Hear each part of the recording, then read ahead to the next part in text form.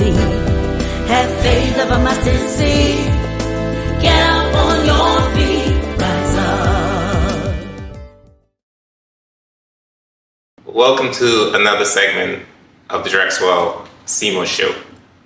Now, this is an area that I lack, and that's I'm not athletic. I mean, of course, you know, my boys are. I say they get it from me, even though I'm not. And so today I'm so excited because, you know, the Carifta games were held in the Bahamas over the Easter weekend. That was 50 years. And the Turks and Caicos has been participating in it for 45 years. And this year we were able to get 3 medals, and one person, of those 3 medals, one person got 2. And today I'm interviewing Mr. Antwon Walkin, who's going to share with us and you, his journey on how he was able to or what he thinks he was able to do to win these medals. So I'm excited, and I just want to take this opportunity right now to congratulate Mr. Walkin and welcome to the Drexwell SEMO Show. Pleasure to be here. All right. Okay, so tell us a little bit about Mr. Walkin. My name is Antwon Walkin. I am a double bronze medalist at the Carifta Games, these 50th Carifta Games in Nassau, Bahamas. I'm actually the national record holder for the under 17 boys shot put and discus, and now the national record holder for the under 20 boys discus. I've been doing track and field for the last 5 years, just really for the fun of it. Keeps me fit. I'm a big guy, you know, so it keeps the weight off. I don't see you. And it's just something that I'm able to represent my country, and there's nothing more that I want to do. I've been given the gift of speech, where I'm able to represent my country in those forums, and I'm also able to represent the Turks and Caicos Islands in sports. And so I got a 2-for-1 deal from track and field. Awesome. How old are you? 17 years old. Oh, wow. I'll be 18 at the end of the year. Oh, wow. Very, very impressive. And of course, your parents are... Robin Cox and Anthony Walkin. Yes. I know Robin. I know your father too, but I know Robin because we both, you know, grew up in South Vegas. So I know him when I know your dad. So when you went into Carifta over this Easter weekend, did you go with the expectation that you were going to get, a medal, at least one medal? Well, going to Carifta, I was actually traveling with an injury. Oh. So really had to keep your mind open to any possibility. The possibility that I may not even be able to finish the competition, finish the 6 throws. But of course, having thrown a personal best at the Jamaican Championships the week before at 50.74 meters, I had an expectation that once I'm anywhere near my best, I would be able to medal easily, at least for the discus, because we went into Carifta with the plan of me just competing in the discus and possibly pulling out of the shot put, depending on how the injury was feeling based on the schedule.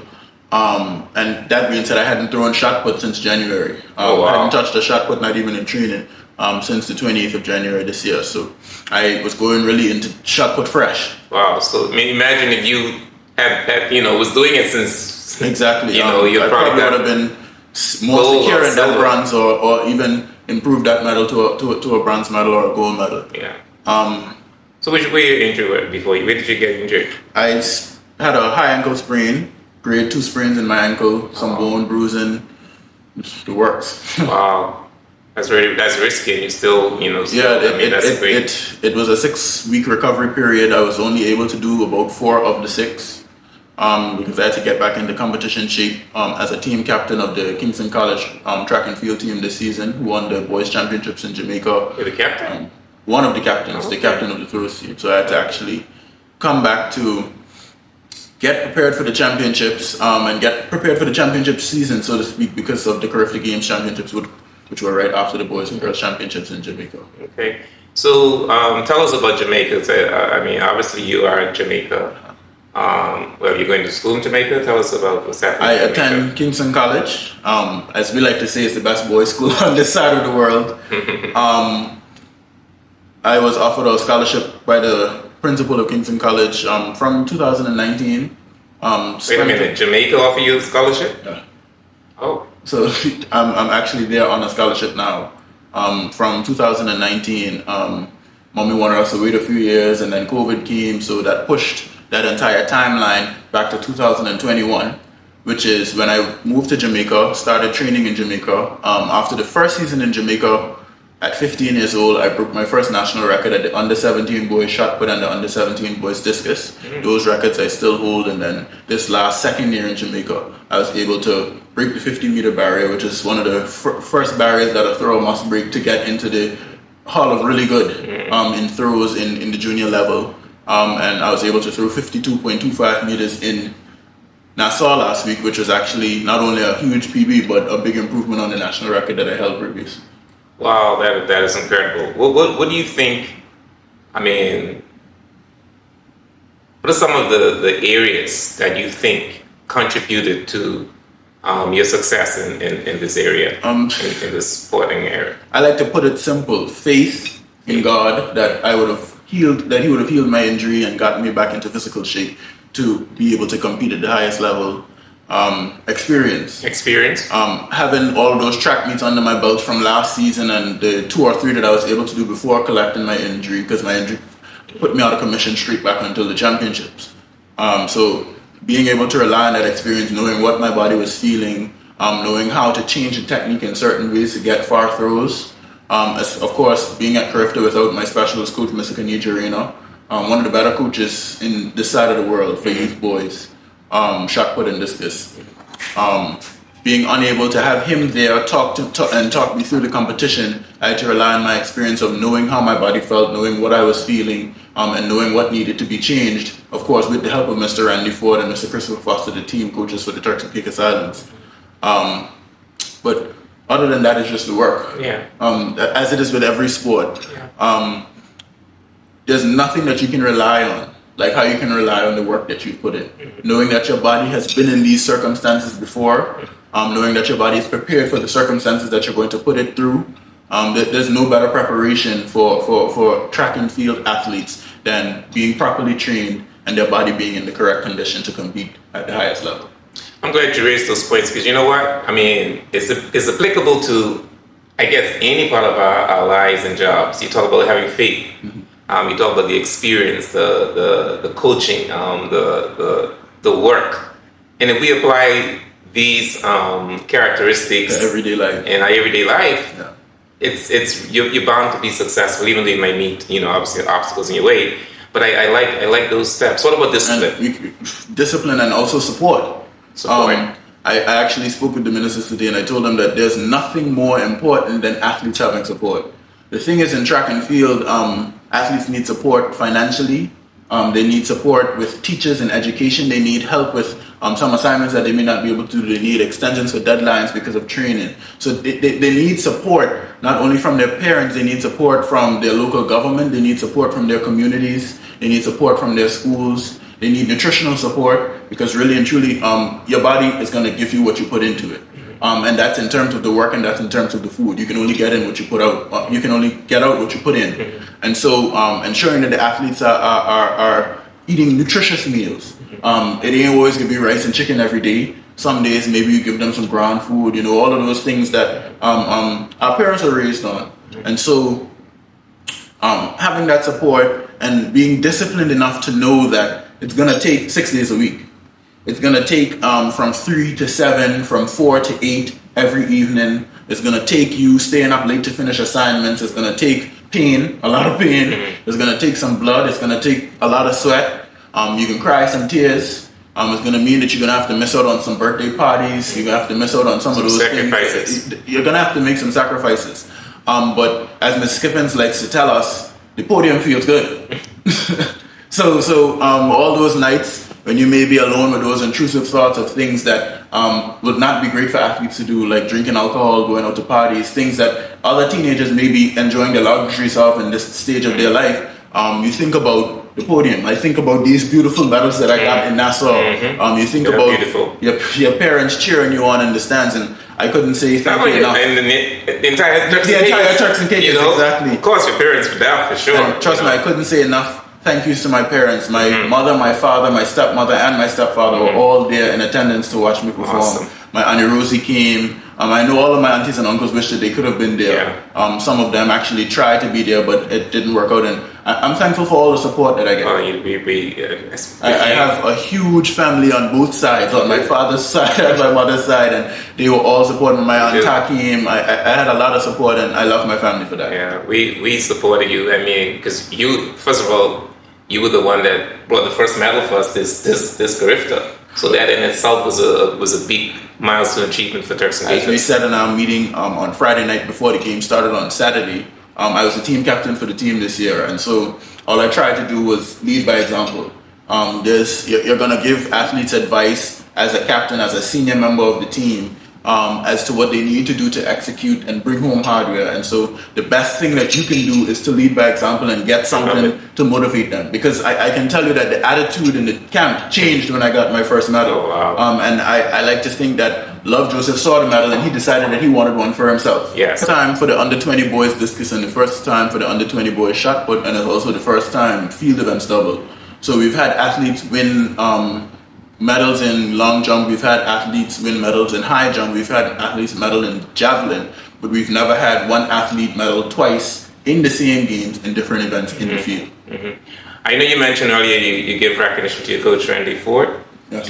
but I know you spent the last 2 years in Jamaica. Do you think being in Jamaica contributed to you being successful in Carifta, or is a combination of, I mean, I want to ask, the reason I'm asking questions, I want to understand what do we need to do in Turks and Caicos so that we can win more medals at the Carifta? My coach in Jamaica is Kanijarian, Mr. Kanijarian. He's the hammer throw national record holder for Jamaica. He's been my coach for the last 2 years, and he's really responsible for all the technique you see that I have, all the speed across the ring, the weights program. He's great at what he does. And he's been a great father figure to me for the last 2 years. Before that, the previous 3 years of my track and field career were with Mr. Randy Ford and Mr. Christopher Foster at Quality Athletics here in Turks. And I'd like to think that the work that they did is just as important as the work that I've done in Jamaica with my coach in Jamaica, because they laid the foundation for me to be able to be where I am now. Very good. And I actually got a medal at the Knockout Games in 2021 prior to moving to Jamaica. What is Knockout Games? The Knockout Games is North America, Central America, and the Caribbean. So it encapsulates almost this entire side of the world. Got it. And I was able to get a bronze medal there in 2021 in San Jose, Costa Rica. In what area? In shot put. Okay. Well, so what do you think we need to do in Turks and Caicos? I think that it's as simple as what they've done in the Bahamas and Trinidad. They've looked at where success has been, and the easy answer to that is Jamaica. And they've tried their best to a certain extent, replicate what they see. The high school that I attend in Jamaica, Kingston College, has 11 coaches. Each of those coaches is a specialist coach in a specific area in track and field. Track and field has a multitude of events. So you have a coach, where my coach is specialist for shot put and discus. You have a coach who's a specialist for javelin. You have a coach who's special just for starting the race, just for teaching athletes how to get in their blocks and start the race powerfully. And so each phase of track and field and each phase of every event has a different coach at Kingston College. And if we were to put that much investment into human resources here, we'd see growth in 1 year. Yeah. If we were to bring in specialist coaches in any specific area, we'd see that type of growth in 1 year. Mr. Ford and Mr. Foster are both specialty coaches. Mr. Foster is a specialty jumps coach, and Mr. Ford is a specialty middle distance coach and long sprint coach. And so if they were even given the opportunity to work with the best of the best, with Mr. Ford, 400, 800, 1500 meter runners in the Turks and Caicos Islands, and Mr. Foster, the best jumpers in Turks and Caicos Islands, we would get more hardware. So where do Mr. Coach and Mr. Ford, where are they? They're at the National Stadium every afternoon.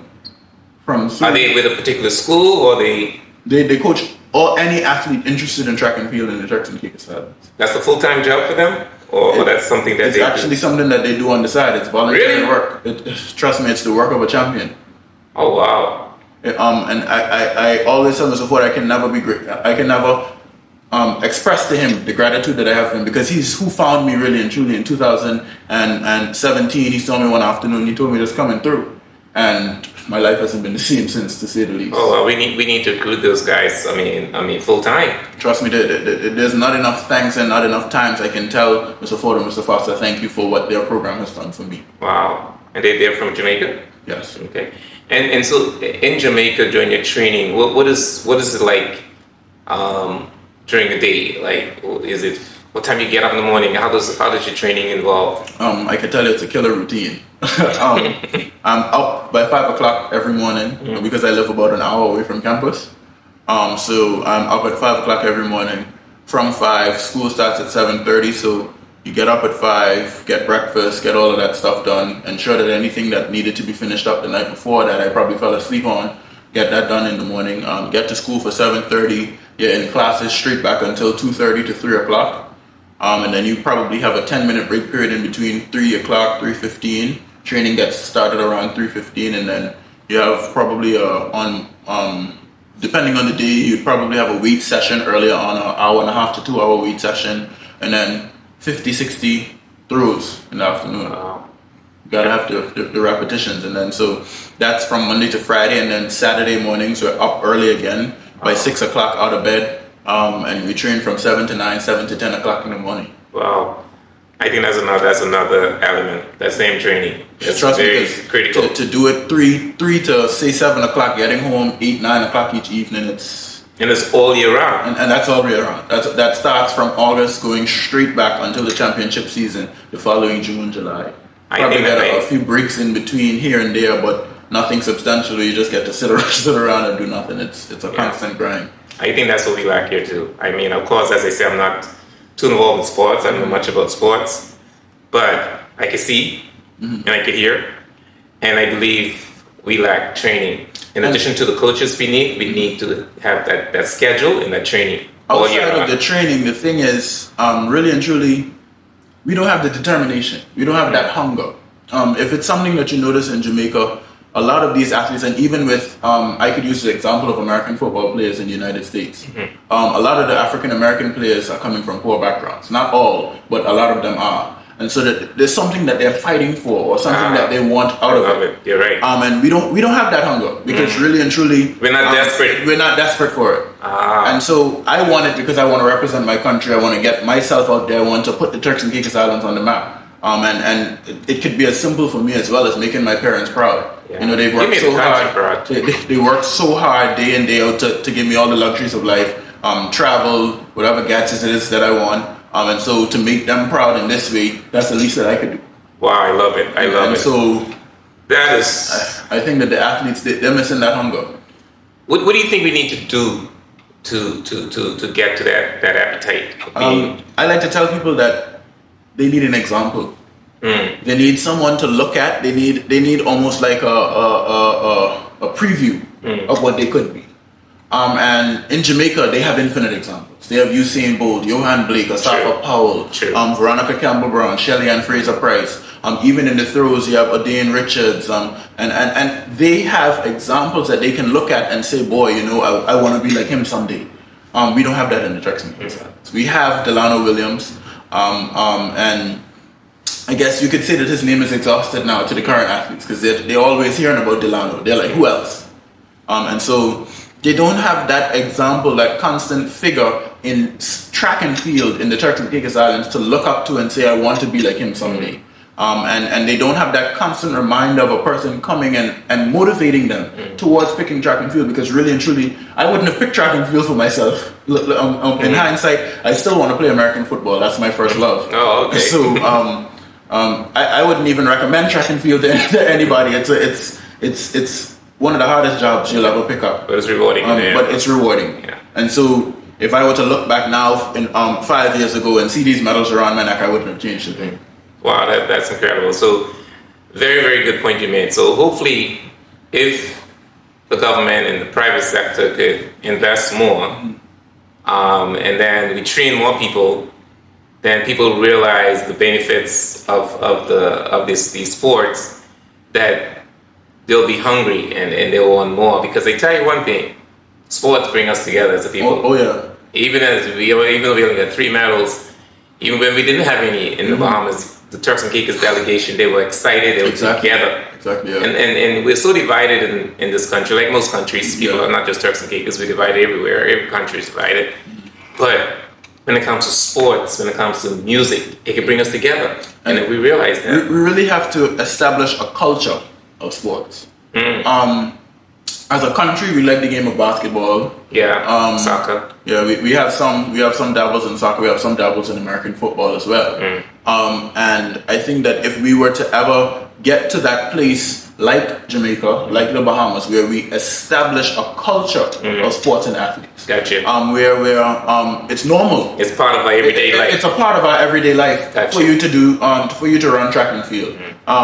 Really and truly, that's it. Most students in Jamaica would have done a sport in high school, whether it be soccer, whether it be rugby, whether it be cricket, whether it be lacrosse, whether it be track and field. They would have all, not necessarily mandatory, but it's something that is expected of the young men in Jamaica. It's the culture. You would have done something, and had you not been involved in sports, you would have been expected to be one of the top scholars in the country.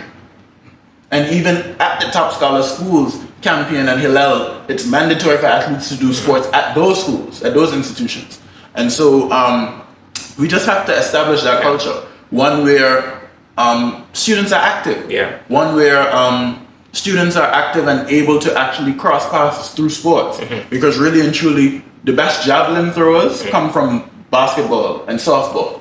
Interesting. The best shot put and discus throwers may come from rugby, the aggression. And then the best runners may come from football. The best sprinters would probably be the wingers. The best long distance runners are maybe the defenders on the football pitch. And so we need to establish a culture where students are not limited to one sport. It's hard to specialize at the age of 15 as a young man. Even in the area of track and field, it's hard to specialize at that age. It's hard to say that you're just a 100-meter runner at that age because your bones and your muscles haven't matured. And so we can't limit athletes to just one sport. The sports can't be greedy in terms of saying their athletes cannot participate in track and field. And that's been an issue in recent history where basketball players, football players, rugby players haven't been able to actually dive fully into track and field due to pressure from their own associations. And so we need to establish that culture where athletes are not bounded by pressure from a specific sport or one sport, or even their parents having something that they want for them. Because as much as my mother and my father want track and field for me, if I don't want it for myself, it can't work. Absolutely. So finding what the athletes want for themselves and supporting them through that. And one way to do that, you introduce them to multiple areas. Introduce them to all of them. Let them pick. And Mr. Foster, who's actually also my stepfather, he likes to tell me the sport will pick the athlete. It's not always a case where you pick the sport, because if I had my pick, I would have picked American football, but track and field picked me. And so the sport will pick the athlete if they're exposed to all of the sports. Absolutely. So it's not you might always be thinking that's what you want, but once you get into it, you realize, hey, this is even better. It's not always what you love, but it's what loves you. Tom Brady has said already, he wanted to be a softball player. He wanted to be a Major League Baseball player coming out of college. Football chose him. And I guess golf is choosing him now in retirement. But football chose him, and he poured 23 years of his life, of his adult life, into American football, and that produced the greatest football player of all time. And so if you look at those kind of examples, those are the guys that I look at: Michael Jordan, Tom Brady, Usain Bolt. Because as I told you, I don't have that example here in the Turks and Caicos Islands, and so I outsource it. I look at the greatness that's even come from within the Caribbean in other athletes. You have guys like Obadeli Thompson, Otto Bolden, guys who came from small islands, because as much as Jamaica is a small island, it's one of the bigger economies in the Caribbean. Exactly. And so when you look at guys like Kirani James, Anderson Peters coming from Grenada, you look at guys like Obadeli Thompson coming from Barbados, and those smaller countries in the Caribbean that are much more like the Turks and Caicos Islands than the likes of Jamaica and the Bahamas and Trinidad and Tobago. It gives you that motivation. It gives you that push. Even Zarnell Hughes, coming from one of the small islands in the Caribbean as well. So I think the Sports Commission should use you as a ambassador and do a video or something with you and show it around, and, and to encourage and promote others, because I think there's a lot of hope, there's a lot of opportunity, and we see what sports do for people, and it can become a professional career for some people. And trust me, sports changes lives, because I can tell you that it's not always you're not always going to be a sports person. And that's the mindset that I think a lot of people in the Turks and Caicos Islands lack, especially the youth my age. They don't see what sports can do for them. Sports goes beyond you being a professional athlete. You have the potential to be an orthopedic surgeon specific to sports. You have the opportunity to be a professional masseuse. These are all high-paying specialist careers that are of the highest demand in the world now. There you go. You have sports doctors, doctors who study sports medicine. You have therapists. You have sports therapists. You actually have sports psychologists who talk to athletes about competing. Athletes who have problems competing mentally, and that shows you that there's unlimited possibilities when you go into the realm of sports. You can coach any sport you want. You can be a masseuse for any type of sport you want. You can specifically cater yourself to any type of athlete, junior, senior. And sports is limitless. Yeah, I love it. It's more than just it's more than what's at face value. Yeah. I'm speaking about that. I know you wrapping up your A-level program in Jamaica. What are your plans after you complete your A-level program in Jamaica? I want to study to become a registered architect. Oh, found your dad's footsteps. It's a profession that I love because it allows me to be creative. It allows me to meet new people. It allows me to travel. It allows me to be someone who provides a service to people and also be critical in the development of the Turks and Caicos Islands. Okay. Although I want to study architecture, I want to specialize in urban and regional planning, which is a master's degree that we have very few here in the Turks and Caicos Islands. And the pace that we're developing, we're going to see a need for them in the next 10 to 15 years. Okay. And so I'd love to be one of those professionals with that degree, helping the government, being behind the government's development plans for the next 20 to 30 years in the Turks and Caicos Islands. So you plan to return to Turks and Caicos then? There's no other plan to have. I love it. I'm an advocate for students studying and actually coming back home, because I find that we always have a problem with all of the foreigners and expatriates we have here, but we're not actually coming home to reproduce. We're not coming home to do our part in building the Turks and Caicos Islands. To be that change that we complain about. And so there's nowhere I'd rather live. Well, I really enjoyed this conversation. I wish I could continue. You really got a gift for speaking. You really got that gift. I love it. I think you should be a motivational speaker. Any closing remarks you want to share that we perhaps haven't covered in this interview? I just want to say thank you to all of the supporters. Thank you to every single Turks and Caicos Islander that came to Nassau this weekend with us. Just looking up in the stands and seeing the flags waving and seeing all the people shouting, and I didn't even know so much people knew my name. But we couldn't have done it without you, and we just hope that you continue to support track and field in the Turks and Caicos Islands. I want to say thank you to my parents who've been with me every step of the way. They've helped me through my injury this season. They've done everything that I could have asked for as parents. I have to say thank you to my school in Kingston College. I have to say thank you to my Kingston College family. They are a critical reason why I'm here, where I am today, and I couldn't have done it without them. I have to say thank you to my coach, Kanija Reyna, Mr. Ford, Mr. Foster. I have to say thank you to the three of you collectively as my coaches, because you all do so much for me physically and mentally and preparing me for competition. And ensuring that I have that experience and I have everything that I need mentally, physically, in tape for competition, chalk for competition. They ensure that I have everything that I need to be the best version of myself every Saturday at the track meet and through this championship season, and hopefully through the championship season again in August for the Knockout Under 23 games. And so I just say thank you to everybody. Also, a huge shout out to Ms. Skippins, Ms. Rosalie, and the TC3A's team who've given me the opportunity to represent the Turks and Caicos Islands. I couldn't be more grateful for Ms. Skippins and all the work that she does. She really cares about the athletes. I think that that's the greatest quality that a TC3A's president could have, to really care for every individual athlete and ensure that each and every one of us has everything that we need in Jamaica. She's been one of the strongest support systems I've had over the last 5 years. And also a thank you to the Turks and Caicos Islands government, who've continued to to support us, and I know that they're making strides now to support us in even better ways going forward, to ensure that we not only bring home hardware but increase the quality, because I'd love to bring home 2 golds at the Carifta Games in Grenada next year. We're gonna get it. You're gonna bring it. Well, you've been watching the Direct World SEMA show, and of course my guest is Mr. Antwon Walkin, who brought the 2 medals for us on the very first day and the last day. And we're so grateful and excited what's going to happen to him in the future. And he has made the Turks and Caicos Islands very, very proud. We were able to get 3 medals, and that pushes us up. We're not in last place.